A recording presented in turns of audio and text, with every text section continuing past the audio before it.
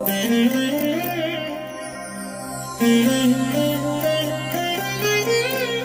దినం పరము నుండి దిగివచ్చు మాట. ఇది నీ జీవితానికి వెలుగుల బాట.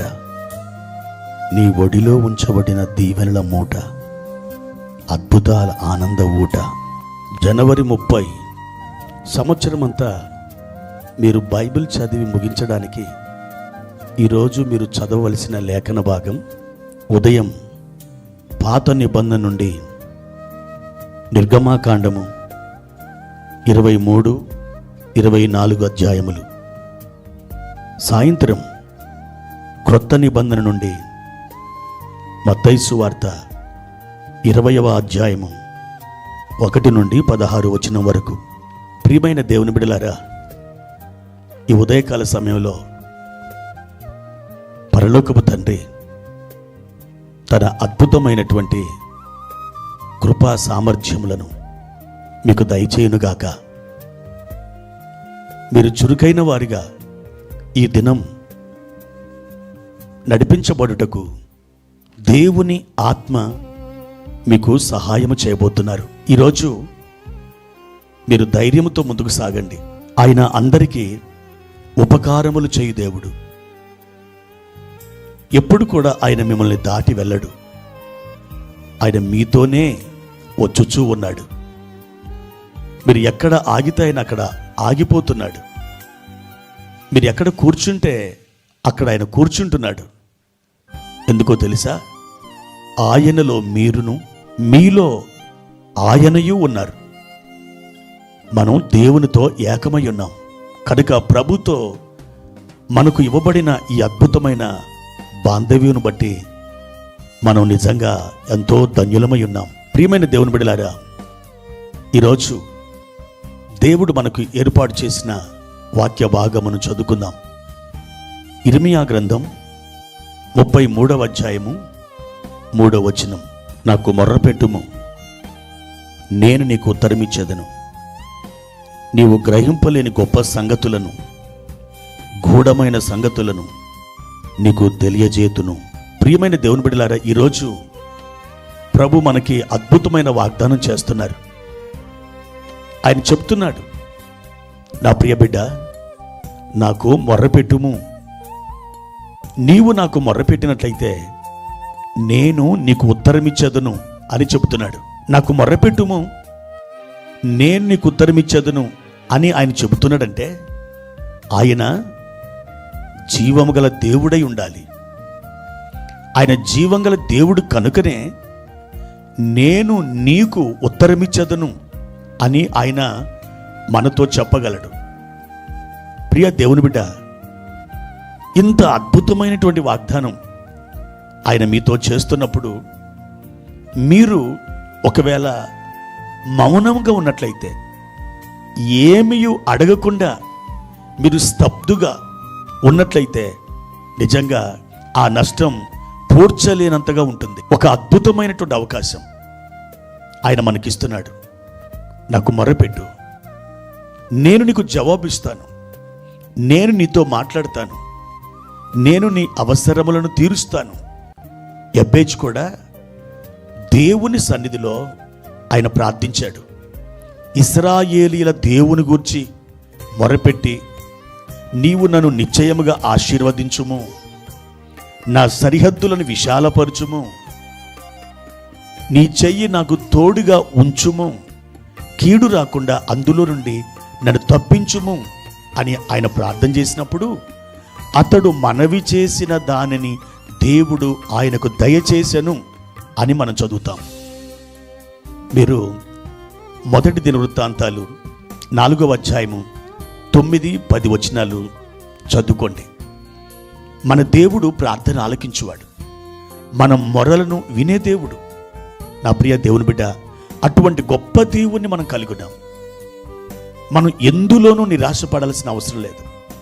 మీరు గనక ఆయనకు మొరపెట్టినట్లయితే నిశ్చయముగా మీరు జవాబుని పొందగలరు. ఒక సంఘంలో సండే స్కూల్ జరుగుతుంది. ఒక 10 మంది పిల్లలు ఆ ఊరికి దగ్గరలో ఉన్నటువంటి అడవిలో ఆడుకోవడానికి వెళ్ళారు. ఆ ఊరు కొంచెం అడవికి దగ్గరగా ఉంటుంది. ఈ పిల్లలందరూ కూడా సెలవులు వచ్చాయి కదా అని ఆడుకుంటూ ఆ అరణ్యం లోపలికి వెళ్ళిపోయారు. వాళ్ళు చాలా దూరం వెళ్ళిపోయిన తర్వాత ఒక్కసారిగా కన్నులెత్తు చూశారు. వారు ఎక్కడున్నారో వారికి అర్థం కావట్లేదు. అందులో 13 సంవత్సరాల ఒక పాప ఉన్నది. మిగతా 9 మంది పిల్లలు చిన్నవారు. వారందరూ ఏడుస్తున్నారు. ఇంటికి దారి ఎలాగో అర్థం కావట్లేదు. చీకటి పడుతుంది. అలాంటి సమయంలో వాళ్ళందరూ ఏడుస్తుండగా ఈ పాప అన్నది, పిల్లలు మీరేమీ అడవద్దు. మనం పోయిన వారం సండే స్కూల్లో మన మేడం గారు చెప్పారు కదా, మనం దేవునికి ప్రార్థన చేస్తే దేవుడు మన ప్రార్థన వింటాడు, మనకు జవాబిస్తాడని చెప్పారు కదా, కాబట్టి మనమందరం చేతులు పట్టుకొని ప్రార్థించుదాం అని ఆ పిల్లలతో చెప్పింది. పిల్లలందరూ కూడా సరే అని వారు మోకరించి ప్రార్థన చేస్తున్నారు. ప్రభువా, మా ఇంటికి దారి మాకు తెలియట్లేదు, మేము మా ఇంటికి వెళ్ళాలి, చీకటి పడుతుంది, మాకు సహాయం చేయవా అని ఆ అమాయకులైనటువంటి ఆ చిన్నపిల్లలు ప్రార్థన చేస్తున్నారు. ఈలోపు కళ్ళు తెరి చూసేసరికి పక్కన అల్లంత దూరంలో ఒక రంగురంగుల పక్షి వారికి కనిపించింది. ఈ ఇల్లు మర్చిపోయారు. ఆ పక్షిని చూసి దాన్ని పట్టుకోవడానికి ఈ 10 మంది పిల్లలు తీవ్ర ప్రయత్నాలు చేస్తున్నారు. ఆ పక్షి దొరికినట్టే దొరికి చెంగుమని ఎగిరి ఇంకొక కొమ్మ మీద వాలుతుంది. మరలా అక్కడికి వెళ్ళారు. మళ్ళీ దాన్ని పట్టుకొని పోయారు. అది ఎగిరి ఇంకొక చెట్టు మీద వాలుతుంది.